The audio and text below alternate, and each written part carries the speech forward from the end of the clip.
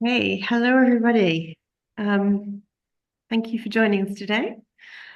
We are just waiting probably 30 more seconds for a few more people to be admitted from the waiting room, and then we're gonna start with the presentation. Okay, great. Okay, let's start. Welcome everybody to our official launch webinar here today for Optoppen. What is Optoppen?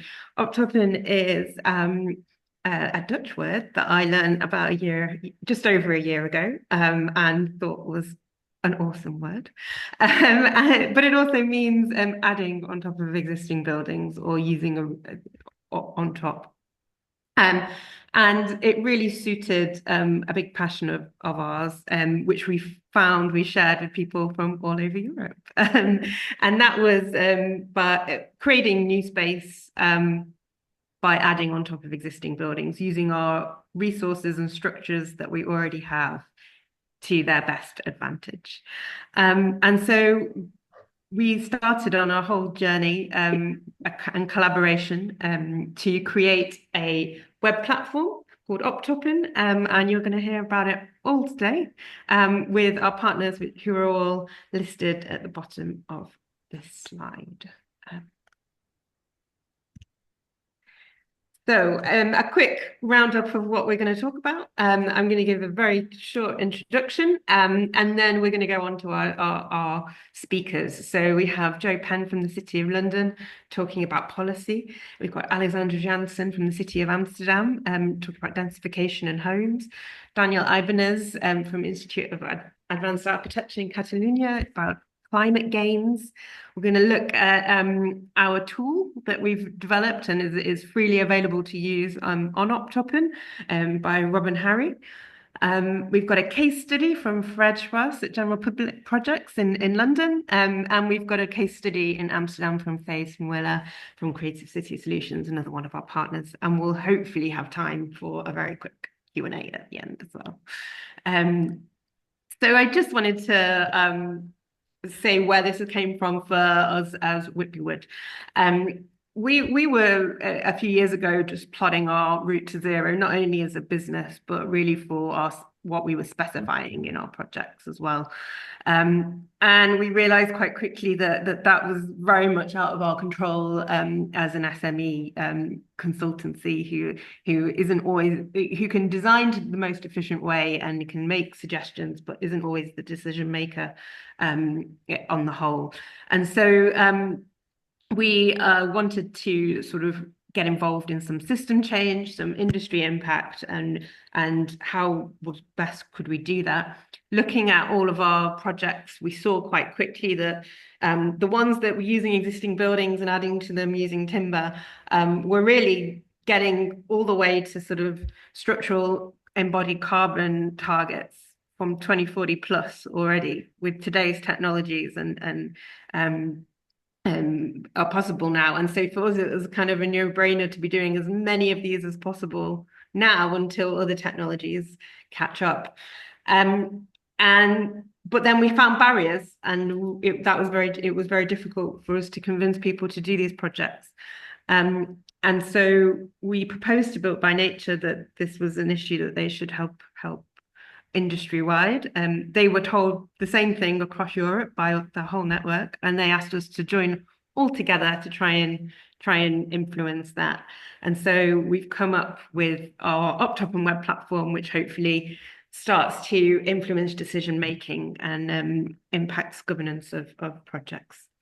So on that note, I'm going to hand over to Joe Penn from the City of London, who is going to hopefully talk us through some of his experiences.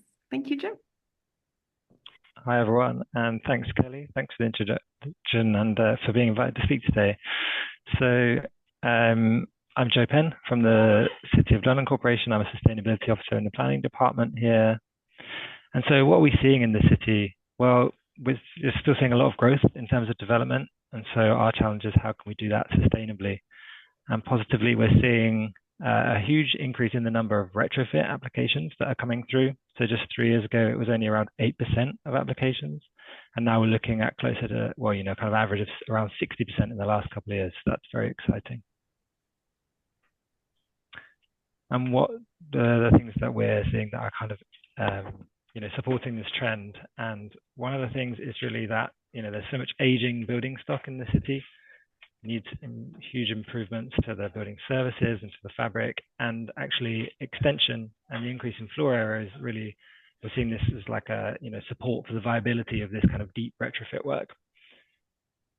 We're also seeing a lot of tenants and occupiers are really driving demand for A-grade office space. So something that's known as the flight to quality. And what they're really looking for is additional amenity. So we see a lot of rooftop pavilions, which offer great social and event spaces. And they're now, leading out into these beautiful green roof terraces, great views over the city. But it's not just the roof space, it's also, that opportunity having more space generally in the building allows the ground floor and the basement to be reconfigured, moving the plant, and then suddenly we can get other benefits down on the ground floor, such as food and beverage offerings, end-of-trip facilities, that kind of thing, which supports other city policies. And we're also seeing market research that says actually employees are seeking out and feeling happier at companies with strong environmental values, and retention of buildings, sustainable constructions, really that kind of demonstrates physically the organization's commitment to these things. So, we have a lot of building stock in the city, which is the 60s, 70s, 80s office buildings, and a lot of these have large latent capacity in the structure. So that immediately kind of leads to the opportunity of having a couple of extra stories on the building. This one here, 7 Princes Street, is a great example. And then also it's typical that a lot of these buildings have quite a heavy existing structure, concrete and steel. And actually what we are seeing a lot of in the city is that if you take down 1 or 2 or 3 stories, then you can build back 4, 5 or 6 in return with very limited changes to the substructure or strengthening to the superstructure. So this is a fantastic opportunity for site owners to be able to, really capitalize on increasing floor space, but at a relatively low carbon impact. This is a nice example here, Winchester House, where they were able to retain really large amount of the full substructure, a lot of the superstructure, and still achieve a 40% increase in the floor area. Unfortunately, though, in the city, we're still seeing most of these extensions built in steel or in concrete, lightweight, thin concrete post-tensioned slabs, occasionally with a timber hybrid slab, but this is where we're really hoping that Optoppen can come through for us and we can start to see more timber extensions in the city. A little bit about the policy context. We've got an emerging city plan 2040, be released next year, hopefully. And this, one of the important parts about sustainable development here is about making effective use of our limited land, whilst contributing to other important factors in the city, well-being and greenery, and of course, being as low carbon development as possible.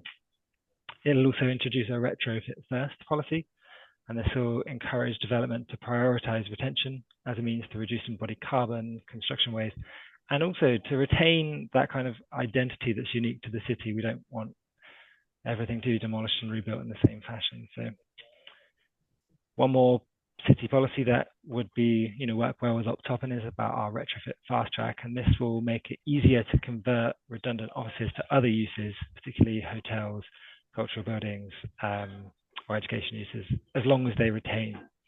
And then we have the carbon options guidance. So this is a piece of policy that came into place last spring, and essentially major applications have to demonstrate a range of different options exploring retention. And typically we see a kind of minimal intervention, an option with how much can you extend on top of your building whilst retaining the existing, then some other level of like partial demolition and then new build, and they have to do a quantitative and a qualitative assessment and demonstrate that to us for planning applications. And so what are we seeing? Challenges and opportunities? Well, we're still seeing a lot of the same issues, fire regulation and particularly insurance risk. as being a barrier. And then, of course, opportunities. Well, a lot of boroughs are starting to introduce embodied carbon targets, and so this is going to make it more challenging for developers. And we're actually seeing, even when large amounts of structure are retained, then applicants are still not able to meet their carbon targets. So I think it's really important that we start to see this shift towards timber to actually hit the top LETI or the GLA aspirational targets. And then, in terms of the city, we have large office projection targets. There's still a lot of demand in the city, and Optoppen as a device will help us to be able to continue to let the city evolve, but hopefully while minimizing our carbon. So that's a whip round from me. Amazing. Thank you very much, Joe. We've now got a perspective from Amsterdam. So Alexandra, can you share with us your slides, please? Yes, thank you for your introduction. And thank you for the slides, because I won't be able to do it myself. Thank you. Yes, I'm a policymaker at Amsterdam, and I want to start with some policy context, because Amsterdam has about 1 million inhabitants, and we have about 500,000 houses, and we want to build much more houses in the coming years. So on the next slide, you will see our housing goals for the next 4 years, which is going to be 7,500 new homes every year. That was our aim in 2021, but we don't want to stop in 28. We want to continue. So on the next slide, you'll see we want to keep on building at least until 2035. And of course, there are already a lot of buildings, especially in the city center, the old city center, but in the surroundings, in the suburbs of Amsterdam, we want to transform them to city centers as well. So that's where all the buildings are going to come. And it's going to be in the north, in the southeast, in the west, places where already a lot of train stations and other facilities are available. Because what we don't want on the next slide is we have no room for more suburbs. So we really have to build in the existing city. But we have a big challenge on the next slide, because we also want to comply with the Paris Agreement. We want global heating not to exceed 1.5 degrees Celsius. And in this report, Copper8 did research about what will happen if we go on building the way we do, which you can see on the next slide. And if we keep on building the way we do, we will have exceeded our carbon budget for Dutch construction in 2027. So this is for us a big challenge. We want to build more houses, but we can't build in the way we have been doing all these years. We really need innovative solutions. And thankfully, there are solutions. On the next slide, you see some strategies that Copper8 has written about strategies to reduce material consumption and carbon emissions. And on the next slide, you see the 6 strategies. And as you can see, the first strategy is Optoppen. It has the biggest impact on material consumption and on carbon emissions. And another strategy is working with bio-based materials, number 4. So if you combine the both, that's a win-win situation. So that's why in Amsterdam, we're very enthusiastic about Optoppen. And on the next slide, you can see that in Holland, a lot of publications have been subscribed about Optoppen from the national government and lots of other organizations. And they have made a lot of publications because Optoppen is not easy. If it was easy, it would have already been done. but it has so much advantages that we really have to use it. So we have started in Amsterdam on the next slide with a quick win, and we've made a map for this is the old city center. And we looked at buildings that are suitable for Optoppen, and we've looked at what kind of owners do the buildings have, corporations or private owners. And so on this map, you can see the places that have the biggest chance for Optoppen in the old city center. But we have 7 more areas in Amsterdam, from which 3 are going to be new city centers. So we're not done yet. On the next slide, you can see what we're currently working on. We're making an overview of opportunities and obstacles. These are the opportunities. The biggest one is we have a lot of buildings that could be used for Optoppen because they have a flat roof and a solid foundation, and we have quite a lot of them. So that's a big plus. Another big plus is the sustainability, because you can use the materials that are bio-based. And of course, the biggest win is you can make money of it. And that's not just for developers interesting, but a lot of buildings have multiple owners. And these multiple owners need to make their building more sustainable. And they don't always have the money to do so. Building extra houses on top of the existing building is a way to make money to pay for the improvements they want to make to the existing building. And all of these got a lot of attention, national and international. So this gives us a window of opportunity, which we really want to use. And in this process, we are also looking at the obstacles. Next slide. Because we have found that Optoppen is not easy. You need a good plan. You need a good financial plan. You need a good construction plan in which the architectural needs are met, the practical needs are met, like parking spaces for cars or bicycles.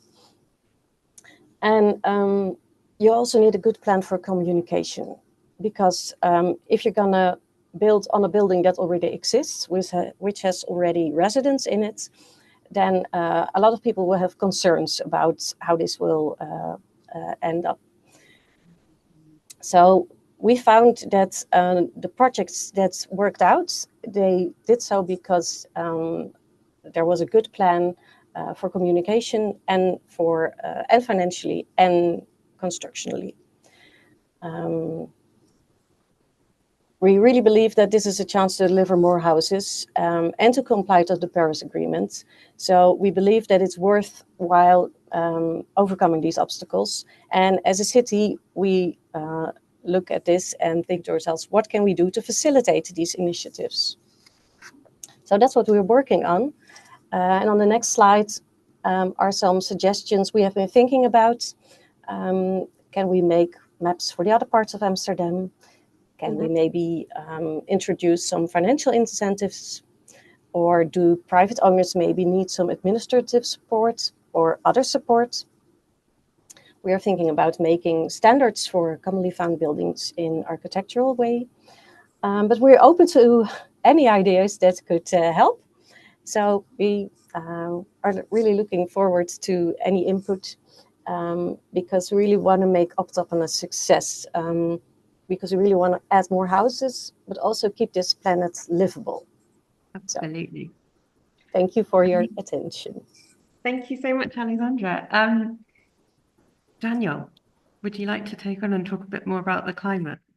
Absolutely. Thank you, Kelly. I'm happy to be here. So Daniel Ibáñez, Director of the Institute for Advanced Architecture. I would love to give you a quick tour on the other amazing benefits of Optoppen. That is not only the fact that it redensifies city, making them more compact, and as we know, it's one of the best urban models we have, but giving you the other side of Optoppen, which is everything that connects with the climate gains.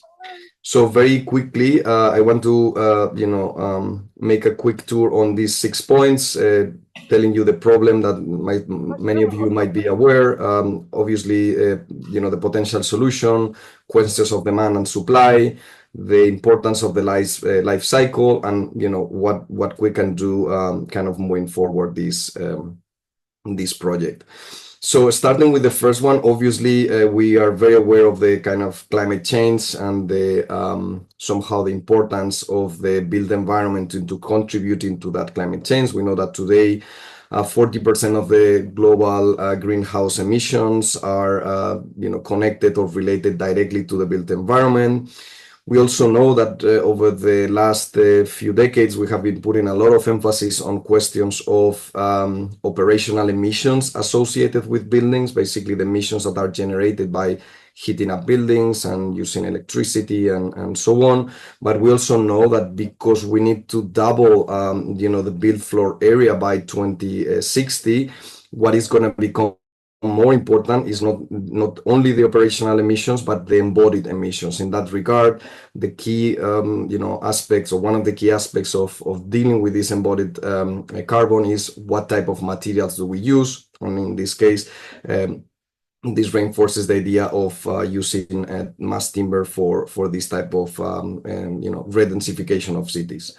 We also know that the 3 materials that have been, let's say, responsible to for climate change. We know this concrete, steel, and aluminium. So these are roughly 23% of the global emissions. So by reducing the use of them and substituting that with timber, we have a huge potential of reverting this kind of climate condition. So this basically points to this idea of trying to think that our cities could potentially become less a source of emissions, but potentially a storage, a deposit, a sink of these carbon emissions. And the best vehicle, let's say, or the best material to get us there is basically the use of timber. So basically, Optoppen implicitly is providing one of the multiple solutions that we can have by introducing this bio-based material as mass timber. On the question of the kind of demand side, I think we have in front of us, let's say, 4 pathways for carbon sequestration. We have, first one is the direct sequestration in the material, but also we have the substitution during life and by replacing, let's say, mineral materials, concrete and others. We have also the potential of substitution at the end of life due to this kind of like circularity reuse, right? Like timber is something that could be assembled, but potentially disassemble and reassemble and kind of like reuse. And also the fact that, our ecosystems sequestration, in forest, this is, let's say, the machine we have to reduce the more carbon. I will get to that in a second. We also know that we have, up to 0.7 gigatons of CO2 equivalent, storing potential if we were to, seriously consider building with timber. So I think this is also a very, important potential that we have. And finally, the storage of carbon in timber buildings I was mentioning before, in addition to canceling out most of the emission, currently resulting in building construction. So very quickly, part of the Optoppen work that we have been realizing, mapped out the potential that we have in 3 cities, London, Barcelona, and Amsterdam. As you can see here, the potential of storage carbon that we have in these cities with, basically a relatively small kind of area increase, but by adding this surface on top of cities. Very quickly, the typical question that many people raise is like, okay, by using more timber into construction, we are run out of forest, but the reality is that only today we are only using 20% of the regenerative capacity of forest, and we know that we need at least a 38 to really fulfill the carbon targets that we have in front of us. So there is a huge potential on increasing the harvest, but also increasing the forest cover simultaneously. Even though this sounds counterintuitive, this is what the scientists are telling us. By using more mass timber, we can increase the harvest and the forest. Main drivers for deforestation today are due to land reconversion, mining, ranching, agriculture, and so on. So by using mass timber, our forests will grow. Last couple of points. I think it's very, very relevant as well to put in the equation that using mass timber also means using prefabricated modes of construction, highly industrialized, that also have a lot of potential benefits, reducing the times of construction, reducing the associated effects of building, right? When we have a concrete building, it lasts 1-2 years in the city. Mass timber buildings could be done much faster, minimizing the impact of noise and contamination and traffic blockage in cities. And finally, looking up to the, let's say, to the future, at least, we see that, for instance, reporting in this case more from Spain, from the south of Europe, only today we have a very, very little percentage of the market being done with mass timber buildings, and very few but very promising examples of Optoppen in Spain. So we have a huge, I would say, kind of like potential on really transforming the construction industry, so that we move the needle from that 3% that represents mass timber only today into a big percentage. And we hope that the best way to do that, it would be to redensify cities and hopefully max out the potential that we have vertically in our cities. So with that, happy to hand it over to you back, Kelly. Thank you. Thank you, Daniel. Super interesting. Okay, now we're going to have a look at what Optoppen is actually going to do. And so Harry and Rob, I'm going to pass over to you to talk about the tool. Hey, thanks everyone. Rob, I think you're going first, but I'm seeing my slide. Shall I go first? There we go.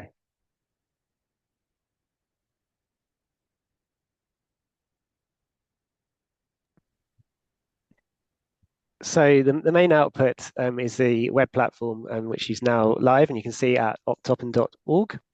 And the platform contains a real range of information relating to all things Optoppen. So to help those who are looking at an Optoppen in their own building, who want to understand the potential, informing policies relating to Optoppen, who are designing upward extensions, really to assist anyone in the built environment who's looking at low carbon extensions.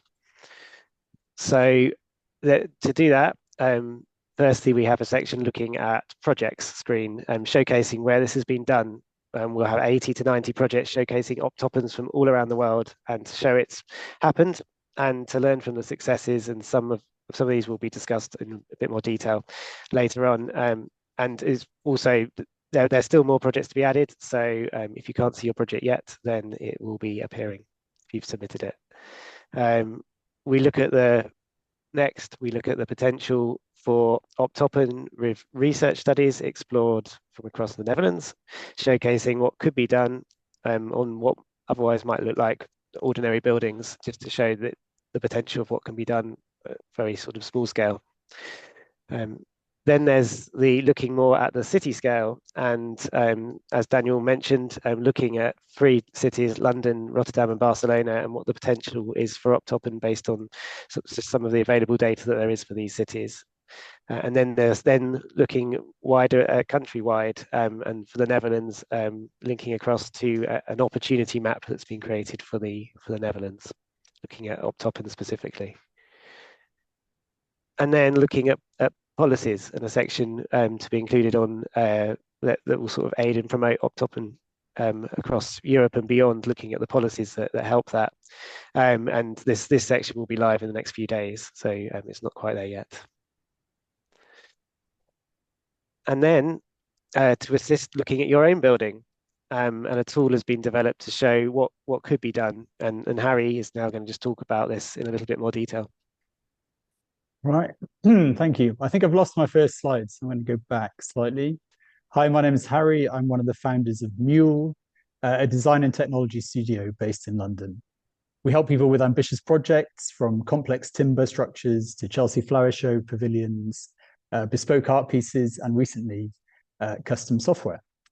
Today, I'm going to tell you about how we got involved in this project, share some lessons learned, and then run through a demo of the tool. let's get back to my next slide. Okay, so this project started for us with an eviction from our studio. The site we were on was getting developed and we were given 6 months notice. And as a studio founded by an engineer and an architect, we thought, well, we should build our own studio. And of course, in London, the question is where? We've known Seb and Mark, the founders of Whitby Wood, for quite a few years. So our plan was to persuade them to let us build our new studio on their roof. And then these conversations led us to Kelly, who showed us some really amazing and impressive Optoppen projects that she'd already worked on. And we saw that she was already thinking much bigger than we were thinking.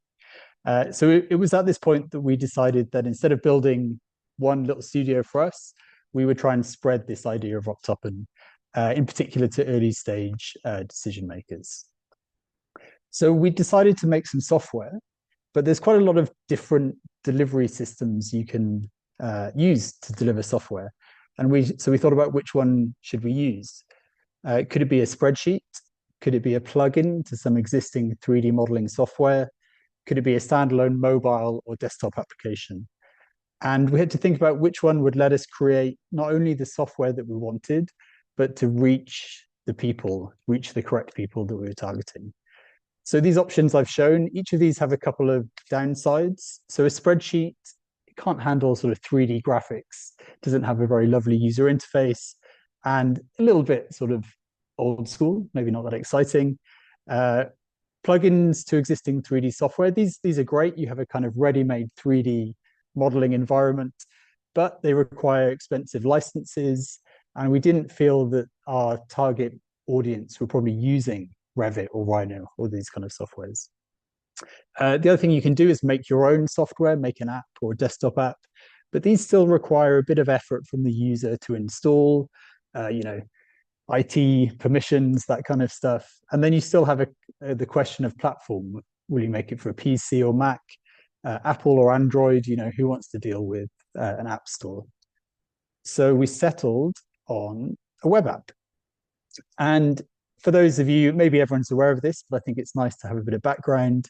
The web was initially designed as a system to deliver static documents. But over the sort of last 20 years, it's evolved to become a platform to deliver really high performance, fully fledged software. So Gmail or Amazon or BBC News, all of these complex applications we get every day are just through a browser. So a couple of benefits: there's no installation required, right? You give someone a URL and you're running the app straight away. It's multi-platform by default, so anything that has a browser can run your software. So a phone, a tablet, PC or Mac. I'm kind of interested to see where people can run the Optoppen app. I want to see sort of smart TVs or, I don't know, big advertising boards maybe. And also it's really easy to update to new versions. If we make a new version of our software, we upload it to the server and then everyone else has that new version of the software instantly. Okay, so I wanted to run through just a few really quick lessons. So if any other people are looking at creating similar sort of things they could learn. So we wanted to get some feedback from the rest of the team as quickly as possible. So we created a prototype using Rhino and Grasshopper, which is software that we've been using for years. And this is really useful, and this is something I'd really recommend. You can, show your software, test it, get a feel for it. And what you're seeing here is an early prototype using Grasshopper and Rhino. I think I'm running out of time. I'm going to slightly speed up. Okay.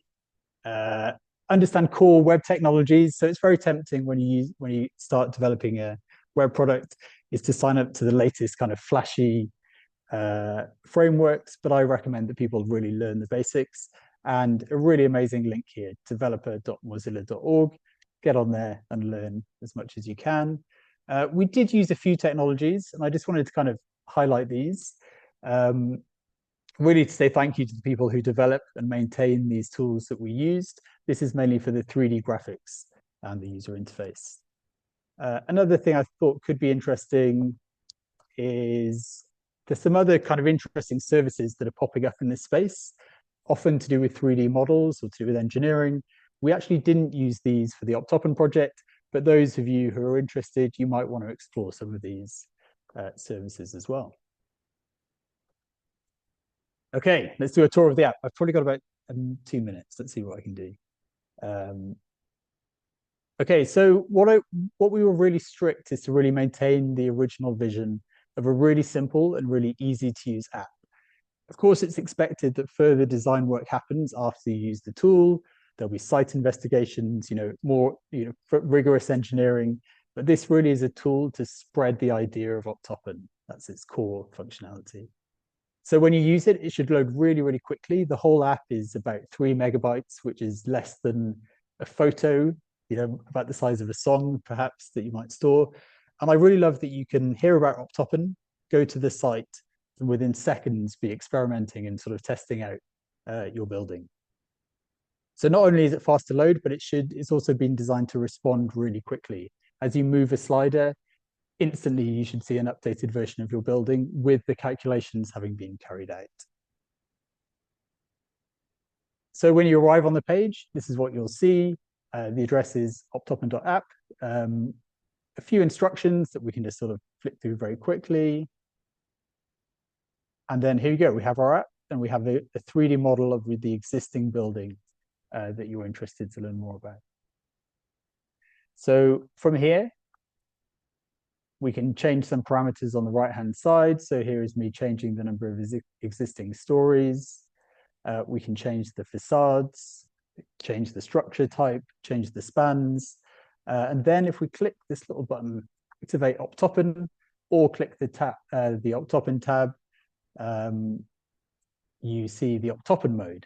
And what we see here is the number of stories that you could add, shown and added to the 3D model, and a whole bunch of extra data visualization stuff. So carbon values and comparisons also to metal deck construction. So this is a really kind of nice area to sort of play with, but also learn about Optoppen. One thing I've found really interesting, for example, is if I sort of change the existing uses or the extension uses from office to residential, you can often get additional stories. So I think it's going to be a great learning tool for people to kind of practice and get a feel for the different levers. Finally, you can share your Optoppen project. So you've got two options. You can copy a URL, which is to the unique design that you've prepared, and you can just come back to this at any time or share with a colleague. And you can also download a PDF summary. If you have any questions or you get stuck or anything breaks, let me know, Harry at Mule Studio. Have a play. And I think that was me. Thank you, Harry. Thanks very much. It's been a journey, and we've learned a lot as well. I would be working with you on it, on how calculations get turned into apps.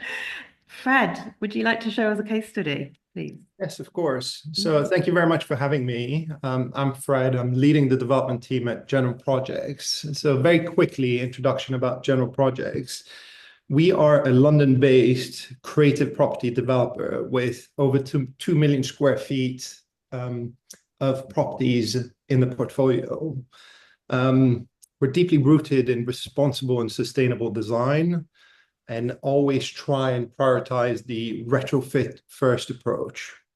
But we also understand that our investment partners are usually after value creation, and that's where the Optoppen model comes into play. About 80% of our portfolio is existing properties that we seek to improve and extend. And, we've had properties where we've managed to add over 50% of net area, so significantly adding value to it. So today we're going to look at Technique, which is General Projects' first development, where we first started looking at it in 2016. The property is located in Clerkenwell, which is one of the major creative tech hubs of London and home to many of the global companies. The property is actually two different buildings from the 1960s, one which was originally built as a gin distillery for Gordon's Gin, and the other one which was a bank. And with time, they've been converted into offices with, I believe, the last refurb was in the 80s, so in very poor quality when we came into this project. We first approached this project and advised our JV partner that, in order to reposition and successfully deliver this development, we had to deliver something that was bold and different, and celebrate the longevity and sustainability. So what did we start with? The first thing we told them is, why do you want to demolish these buildings? They're perfectly functional.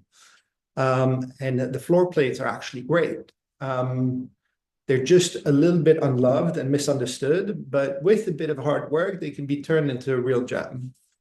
So the hardest piece of work was probably removing the old convictions that comes with many investors, is that new is always better, which is not true. We don't see it that way.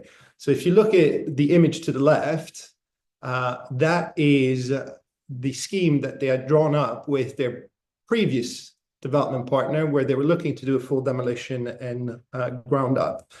But through a lot of time spent with them in education, we managed to convince them that the rewards that come with Optoppen was worth taking. The value creation, the cost benefits, and the shortened program would be better or higher than the risks that come with it. However, it's also important to understand that it's not those risks are not for everyone. And luckily for this project, we had an investment partner that were willing to take those risks.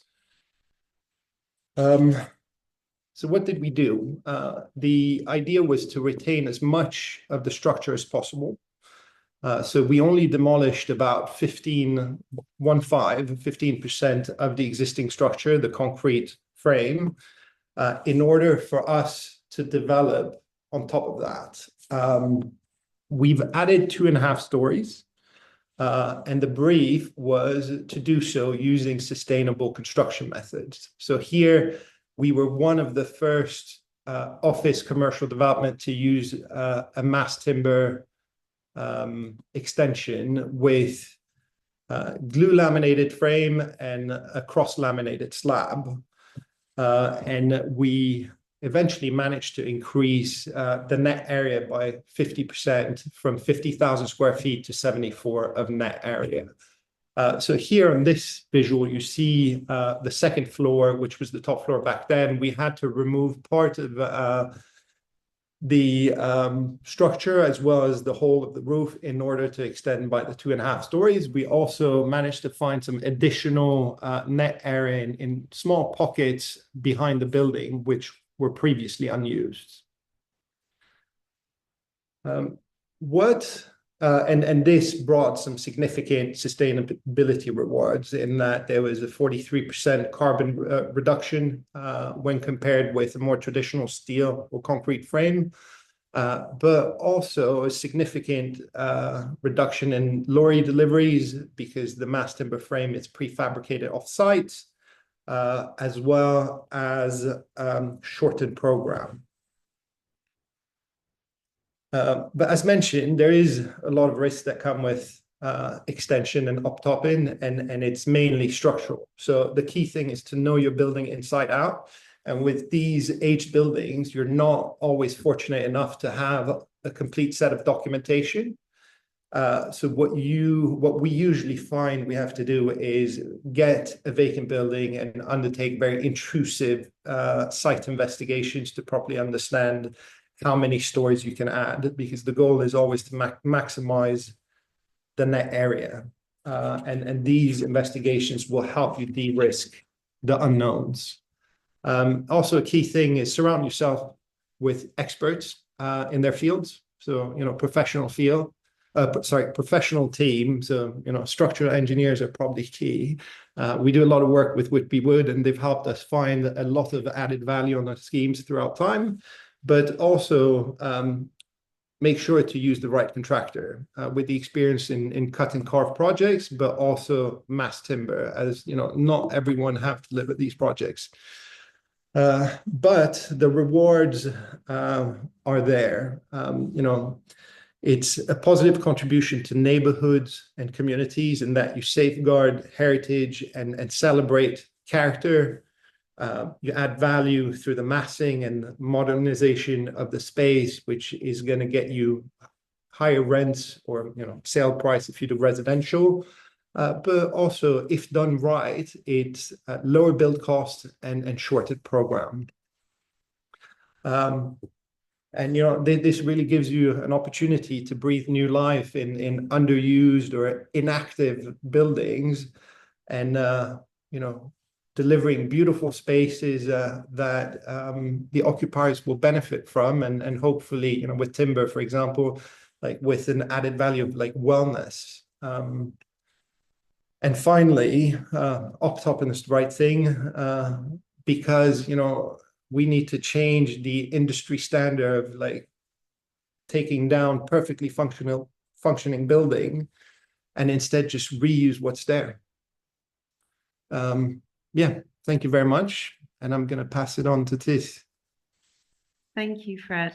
That was great. It's good to see it live in action. Thijs, you're going to give us another case study, I think. Yes, of course. Thank you also, Fred. Interesting to see some UK projects. So welcome, my name is Thijs Muller. I'm a co-founder of Creative City Solutions, and I will walk you through some projects. So a few years ago, the housing association of this typical post-war building flat came to us with the ambition of their energy label energy upgrade. So they want to go from an E to D label to an A+ label. So we said, okay, let's figure out how to do it and what the budget is, figure out the budget, and start doing the planning. But while we were on our way, we discovered actually there was a lot of big lack of maintenance. So we saw a lot of mold, old pipes that were broken. The bricks had to undergo a big renovation. So not even after a long planning phase, we discovered the renovation cost, including the sustainable renovation, but also just the renovation to keep the building functional, would be anywhere between at least 60 to 100,000 euros per apartment flat. You have to know this is a homeowner association, so people have to pay that by their own money.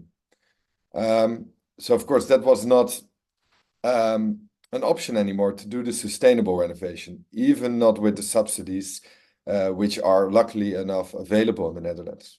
They still would have to pay a lot of money.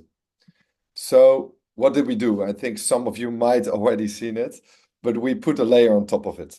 And in our business model, all the profits of the extra layer created are going directly to benefit the homeowner association. So we actually created value for the existing users of the building. So in that case, so it's quickly to show you this case, what it brought to us. So in the Netherlands, you need to have like 100% voting rights of the housing association to make this feasible, to put the extra layer on top. So we had like a long participation process, and we ended up with 100% of the people who were committed to the optopping. And therefore, we were able to reinvest more than 800,000 euros in the building. And of course, because you do the optopping, you don't have to do the sustainable renovation of the roof, and also the elevators were included in the optoppen project and in the building cost.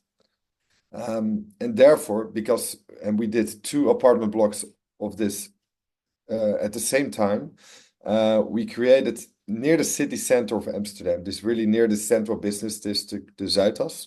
So the housing prices are quite high here. We created 20 new homes, which are A+++. And very interestingly, now looking back at the project almost a year later, we see also an 80% uplift compared to buildings who are in the neighborhood.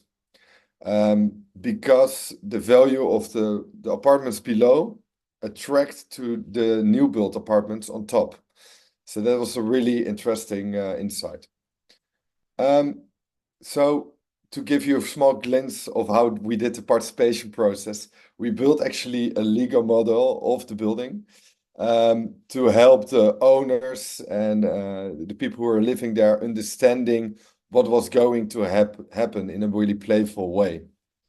So it was one way to get to that 100%. So that's how Creative City Solution was born. So we are a platform to support property stakeholders by simplifying their expansion. And so we have investigated where are those post-war building blocks in Amsterdam. So we see we can create almost more than 800,000 homes if we use this methodology, and we only focus on these type of building blocks. And at the same time, we can do a lot of renovation. So here you see the central business district. I have to go fast forward a bit. I see during time. So if we take one of these building blocks, we can create a lot of new homes. So if we zoom in a bit, on this block, we can create around 320 new homes. And that's almost the same as this huge imposant building near the central station of Amsterdam, the Pontstijgergebouw. So we calculated in Amsterdam, we could create 22 of these huge buildings. Well, and we also calculated for the Netherlands, more than 300 of these buildings on top of those post-war building flats. So only on the post-war building flats. And of course, you can think of what we can reach in Europe. But I saw already in the previous talks, it's not very easy to start a project like this. I saw also a comment in the chat about small real estate developers. How can you ever start a project like this? If every project is really like a pilot, you really need specialized knowledge, which of course costs a lot of resources. And you're concerned with the fragmented ownership and the voting rights if it is a housing association. So what we do is we do scope optimization, regardless of the ownership structure. So here you see some apartment flats we're working on, and every flat is owned by a housing association, one by an investor, and we all bring them together to optimize the cost. And then we can create buildings like this. We can transform to this. This project will start in the beginning of next year. And of course, we can think of what we can do with the roof. We can make a communal roof. This was from the housing association, or we can have more private roof terraces. And interesting enough, when we asked the housing association, do you want to have a communal roof or a private terrace is only for the top layers, but then you earn 10,000 euros more, they opt for the money, of course. So then we can create projects like this. And if you calculate it back to the service cost, so the monthly payment each homeowner has to pay. Before we were planning to do the Optoppen, we calculated it will be anywhere around 380 euros. And after, it was around 180 euros. So it's a quite immersive, like if you only have a few 1,000 or 2,000 euros to spend, is a huge impact on your living. So how can we scale this? Currently, we're undertaking projects in various clusters, and it's very important to participate with the municipality, with the governments, with the regional districts, and all the owners in these districts. So here we have the districts of fragmented ownerships. It's all building blocks like this. And we're working on multiple clusters together, especially in a specific area. And so what we do on forehand, we go to the municipality and talk about things, and sorry, this in Dutch, I know, about some indexes and like the livability of the city. How do we deal with the parking? And if we all figure that on forehand, before we start a project with the homeowners, that makes it feasible, energy-wise, but also money-wise. So if we end up with it, and I'm curious, I don't know if this is working, Kelly, the video. Oh, I think so. it seems to be stuck still on my screen. Oh yeah, maybe you can hit it. There you go. So we made a fancy video, I think a year ago, how this could work if we scale things up and we use modular wooden construction. We work together with municipalities. We really can upgrade current neighborhoods who needs to have like an uplift for the coming 40, 50 years maybe. So that's where we stand. Fantastic. Thank you, Thank Kelly. you so much, Stace.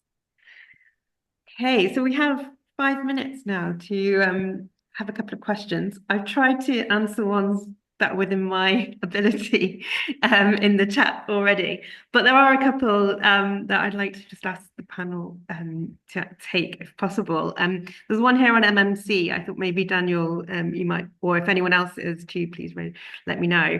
But MMC suppliers need to be matched with developers to make sure using mass timber or panelized systems is viable, both to protect small to medium enterprise suppliers and developers who need pipeline and are working on tight margins. How do you think that can be done? I don't know if anyone's got any ideas.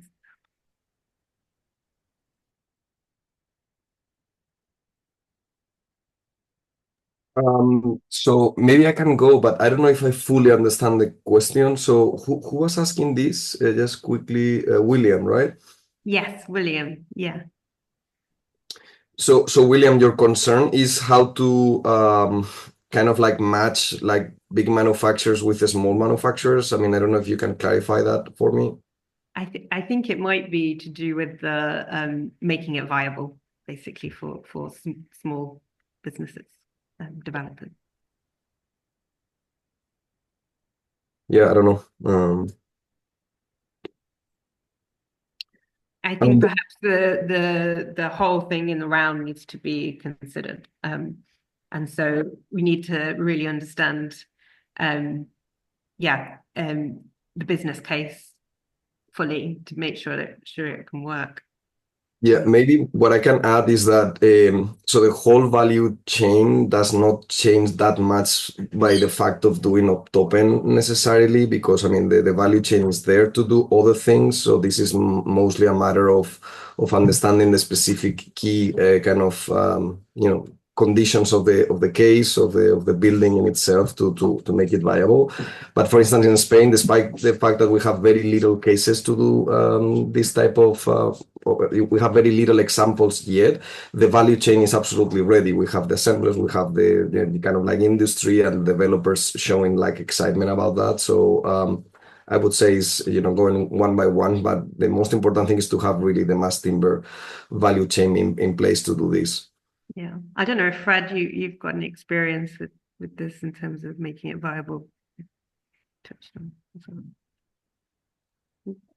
So, I mean, especially for the mass timber here in the UK, it's still underdeveloped when compared with Scandinavian and Germany and other countries. So here, unfortunately, we're still at the mercy of the large commercial forestry and mostly in Austria and Poland.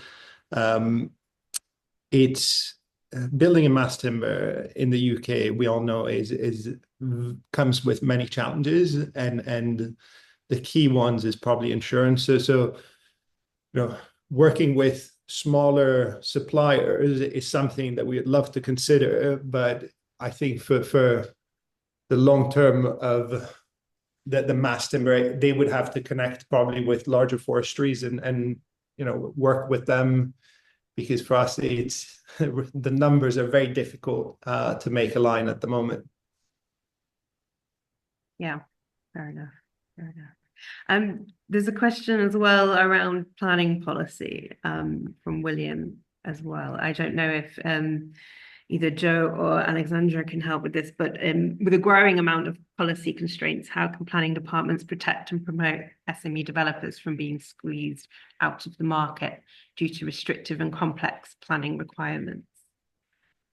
I don't know if either of you have a view on that, if they are complex and restrictive. I mean, obviously, like as sustainability develops, it seems that there are more and more documents that have to be produced and this kind of thing. But we, as the city, and I think it's fairly normal that minor and major applications have different planning submission requirements. That's one thing. I think that's a factor. There are a lot more really helpful tools, like simple tools for working out your whole life carbon at the early design stage, or for doing Optoppen, this kind of thing. I think they support the smaller developers And then I guess also I think there's an opportunity for local authorities to use more of these kind of retrofit or like fast track mechanisms within policy where, you know, if you're doing a sustainable development, then there are fewer kind of criteria to meet, and hopefully that's something that could be used more going forward. Great. Thank you, Joe. We are actually at 1:30, so I'm sorry we've had to cut the questions short a little. We're taking notes of these questions, so hopefully we can reach out to those individuals who've sent them and send some more answers or add them to the web platform as we develop it.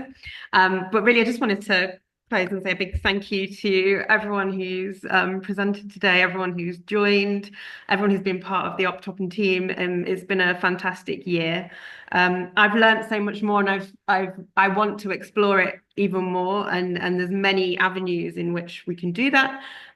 It'd be great to continue this research and project. So if there is anyone listening today who is interested in a certain area, wants to do further research in terms of their city or their building, then do get in touch with the team as a whole. You can find us on LinkedIn. You can find us with some of the addresses that have been shared today as well. So thank you, everybody, and have a lovely afternoon.